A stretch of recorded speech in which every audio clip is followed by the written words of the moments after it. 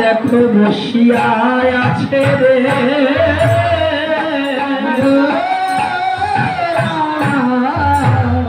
নিতাই গৌর হরিবল আছে রে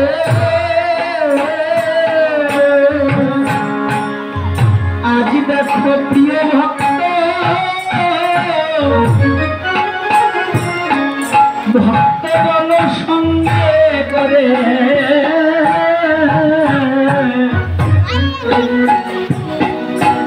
গৌর আমার বসিয়া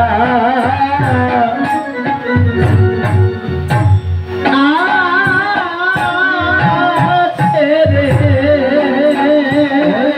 প্রিয় ভক্ত ভক্তগণ সঙ্গে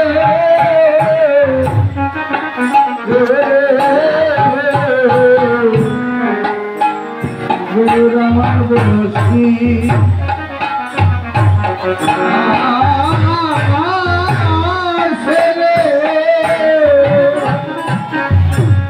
আজ দেখো অন্তরঙ্গ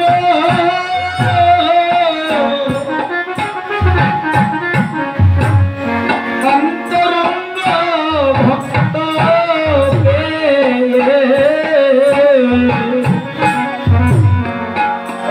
গৌর আমার বসিয়া আছে রে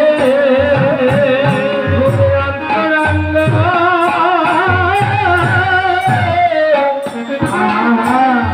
ভক্ত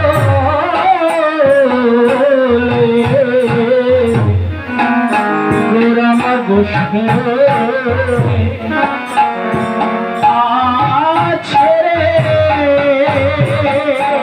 ভক্তের চরণ ধুলি অঙ্গে মাগছে কেন তত্ত্ব কইয়া নিয়ে দিলেন কেন মাগছে জানো বলে হে জীব তোমরা যে যাই কিছু করো না কেন অট্টালিকার উপরে তোমরা শুধু বসে থেকো না অভিমানের আসনে তোমাদের হাতে ধরি পায়ে ধরি ভাই তোমরা একবার মাখো মাখো ভক্তে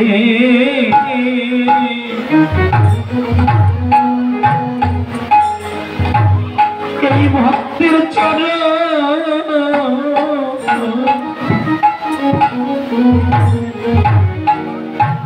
ধুলি রমনা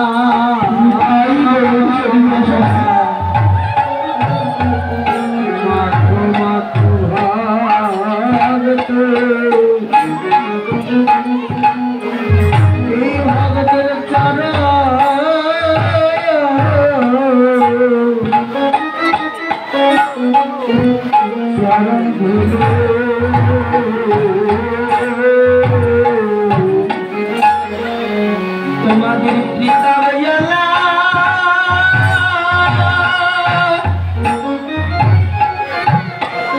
তোমাদের পিতা বইয়ালা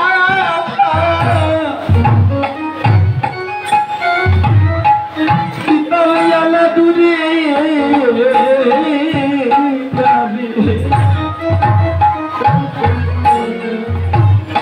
ভক্তগণ তোমরা মাত্র ভক্তি ভক্তের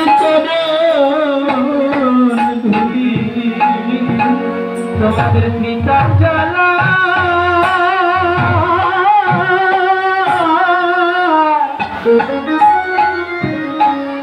ওরে ত্রিকাল জ্বালা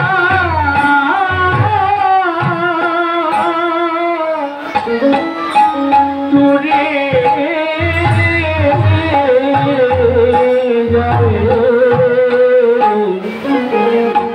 তোমরা মাখো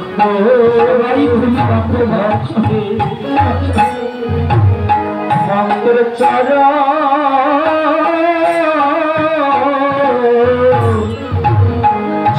ধুলি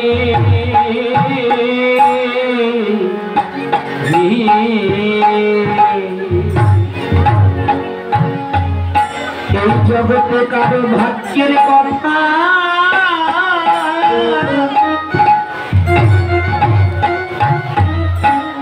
বলা তো যাই না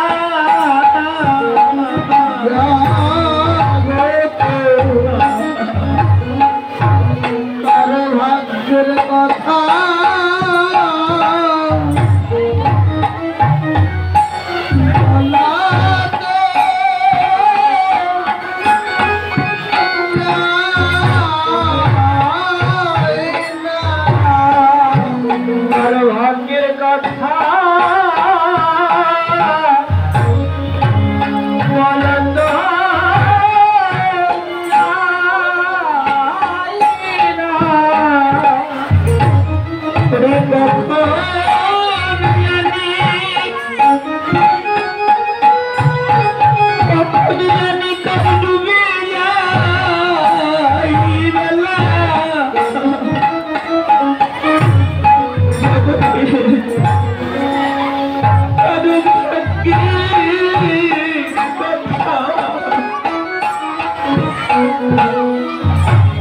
ভাগ্যের কথা বলা তো যাই না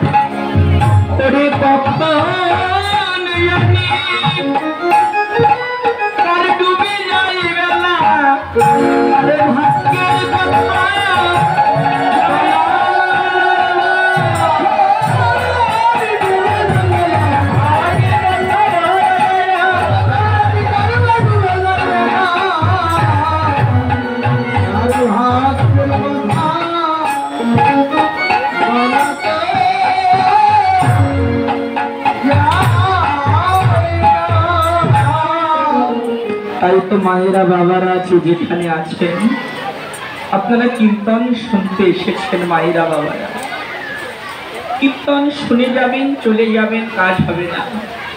কীর্তন শুনতে এসেছেন, একটা কথা মনে রাখবেন, আপনাদের চরণে নিবেদন, কীর্তন শুনতে এসে এই ভক্তের চরণ ধুলিটাও একটু মাঝে মাঝে মাখবে।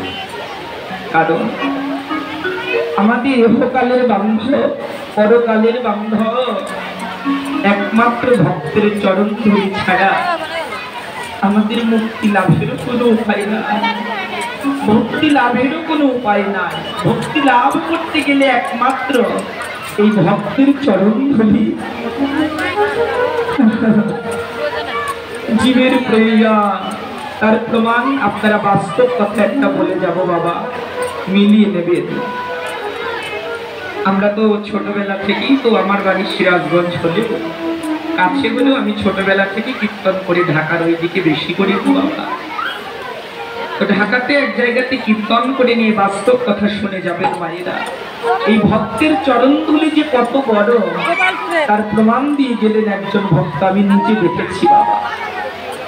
আমি কীর্তন শেষ করে যখন গেটের বাইরে দিয়ে যাচ্ছি, একজন বাবা একটু বয়স্ক হয়ে গেছে, এই বাবার মতো দেখলাম ওই গেটের সামনে ধুলো নিয়ে কি যেন খুঁজছে। আমি ওই বাবাটিকে জিজ্ঞাসা করলাম, আচ্ছা আপনি কীর্তন শুনে গেটের সামনে গিয়ে ধুলার মাঝে কি করছেন বাবা? লোকটি কেঁদে আমার হাত ধরে একটু দূরে গিয়ে বললেন, বাবা একটা কথা, আমার একটা ব্যাধি হয়েছিল, কথাটা বাস্তব বা মিলিয়ে নেবেন আপনাদের জীবনের সাথে। বাবা কি বললেন যে বাবা আমার একটা ব্যাধি হয়েছিল, যে ব্যাধি সারানোর জন্য আমি মাদ্রাজ পর্যন্ত গিয়েছিলাম। আমার ছেলে পেলে চাকরি করে, 3 জন ছেলে, টাকা পয়সার কোনো অভাব নাই, কিন্তু আমার এমন ব্যাধি, এই ব্যাধি থেকে আমি কিছুতেই মুক্তি লাভ করতে পারি না বাবা। ডাক্তার আমাকে প্রেসক্রিপশন লিখে আমাকে দেখে ওষুধ দেয়, বাড়িতে আসে যেমন তেমনই হয়ে যায় অসুখ, আমি ভালো থাকতে পারি না। আবার যাই, 2-3 বার যাওয়ার পর একজন ডাক্তারের সঙ্গে আমার দেখা হয়েছিল। ওই ডাক্তারটি বড় কৃষ্ণ ভক্ত ছিল। আগে মন্দিরে গিয়ে 1 ঘন্টা আরতি না করলে কোনো রোগীকে দেখে না। তো সেই ডাক্তার আমাকে ওষুধ লিখে বললেন, বাবা আপনাকে আমি ওষুধ লিখে দিলাম, আপনি নিয়মিত খাবেন, কিন্তু আপনাকে এত দেখার পরেও তো কাজ হলো না, তবে একটা কাজ করতে কি পারবেন? কি বলে, ওষুধগুলো খাবেন আর আপনার এলাকায় যেখানে এই কীর্তন আদি হয়, সাধুর বাজার লাগবে, সেখানে গিয়ে সাধুগুরু বৈষ্ণবের চরণ ধুলি একটু করে মাগবে। তখন ওই লোকের ডাক্তারের কথা মতো আমি আমার এলাকায় যেখানেই কীর্তন হয়, ওই বাবা যেখানেই কীর্তন হয় ঢাকাতে সব জায়গাতে ওই বাবা যাবে, গিয়ে কি করে গামছাই করে যেখানে সাধুগুরু বৈষ্ণব বেরিয়ে যায়, ওই ভক্তের চরণ ধুলি একটা গামছাই করে মাথার উপর রাখতে আর বলে, বাবা এই ভক্তের চরণ ধুলি আমি গামছাই করে নিয়ে মাথায় রাখার পর আমার আগের মতো আর ব্যাধি না। এখন আমি আগের চাইতে অনেকটা সুস্থ আছি, কিন্তু আগে এত ঔষধ খেয়ে এত ডক্টর দেখাইও আমার কোনো কাজ হয় না, কিন্তু একমাত্র ভক্তের চরণ ধুলিতেই সম্ভব। তাই তো আপনারা মহৎ ব্যক্তিগণ লক্ষ লক্ষ টাকা খরচ করলে যদি মনে করেন যে এমন ভক্তের চরণ ধুলি আমি আশা করব, জীবনেও হবে না। শুধুমাত্র একমাত্র হরিবাসর, যেখানে কৃষ্ণ কথা হয় সেখানেই কেবল এই পরম ভক্তের দর্শন ভক্ত মিলাই।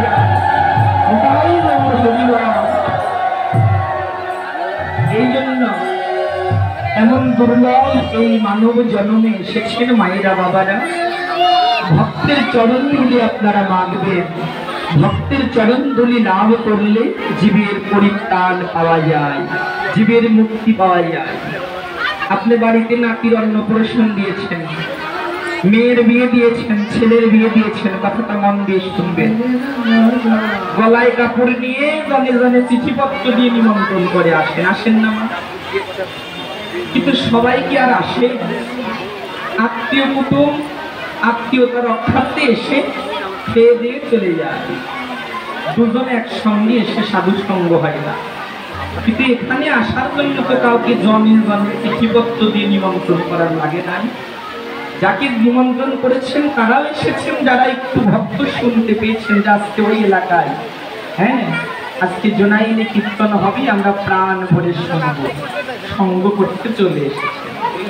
তাহলে ভক্ত সঙ্গ করতে সাধুর বাজারে কখনো কত জনে জনে চিঠিপত্র দিয়ে নিমন্ত্রণ করতে হয়, আর ভক্তের বাজারে যারা সাধু মহৎ তাদের মাঝে কখনো বিঘ্ন আসে না।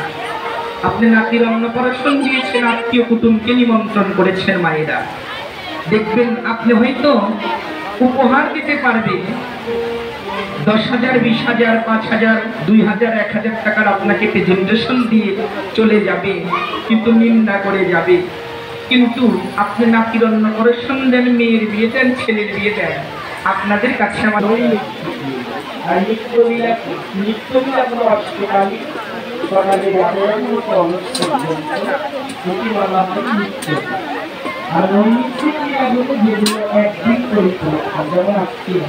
সৌভাগ্যক্রমে এখানে স্মরণ হচ্ছে ইতিপূর্বে আপনারা যে লীলা স্মরণ করলেন সেটা হলো ভগবান শ্রীকৃষ্ণের পূর্ব। আর আমি এখন যে লীলাটি পরিবেশন করছি এটা হলো আমার শ্রীমতী রাধা রানী বাসবসজ্জা। বাসবসজ্জা বলাটির অর্থ কি? বাসবসজ্জা বলাটির অর্থ হলো একজন নায়িকা তার নায়কের দর্শন নায়কের প্রতিষ্ঠায় অর্থাৎ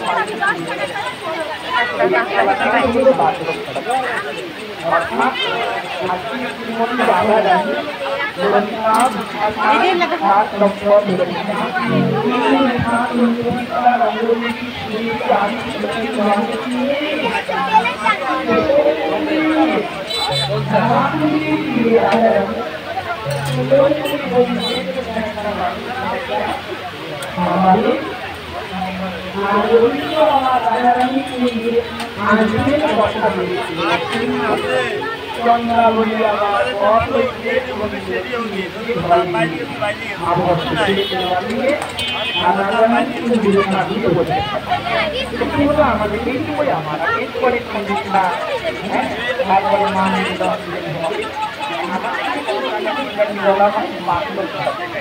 মানে রাধা রানী গোবিন্দের জন্য গোবিন্দ বদরম সঙ্গীত করেছিলেন। রাধা রানীকে বলেছিলেন, রাধে তুমি আমার জন্য একটা মন্দিরের সামনে আমি গোবিন্দ রাখলে তোমার মন্দিরে এই গোবিন্দের রাধা রানী মাধবী রাধা গোবিন্দের জন্য একটা বাসা আপনারা জানেন সব মিলার আগে একটা গোবিন্দ করতে পারে যাওয়া যায় না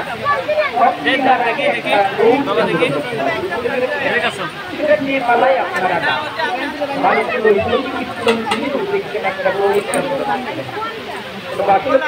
বৃন্দাবন জেলার আমরা স্মরণ করবো। তো আজকে ধাম নবদ্বীপে হয়েছে নদিয়া বিধান শ্রীমন গৌরী সুরধনী বাংলার নবদ্বীপের তলে ভক্তগণকে নিয়ে বসে আছে। শ্রীমতী রাধা রানী যেমন গোবিন্দের জন্য একটা বাসসজ্জা সাজিয়েছিলেন, ঠিক মহাপ্রভু প্রেমময়ী রাধা রানীর ভাবনা করতে করতে যেন রাধা রানী বিভোর হয়ে গেলেন। রাধা রানী বিভোর হয়ে মহাপ্রভু আজকে সুরধনী গঙ্গার পুজো আজকে ভক্তগণকে সঙ্গে নিয়ে বসে আছেন। কেমন করে বসে আছেন? সুরধনী নব ভান্ডিরের কবে নিজ নাম মেলে আজকে ভক্তগণকে প্রভু আমার বসে আছেন। যেমন আজকে এই গ্রামে বা এই এলাকায় এই আসক্তিতে এখানেও কিন্তু একটা সুরধনী গঙ্গার নবভান্ডিরের সৃষ্টি হয়েছে, তাই না? আপনারাও তো বসে আছেন ভক্তরূপে আমার প্রভুর লীলা কথা শ্রবণ করছে, তাই না? তো মহাপ্রভু আজকে সেই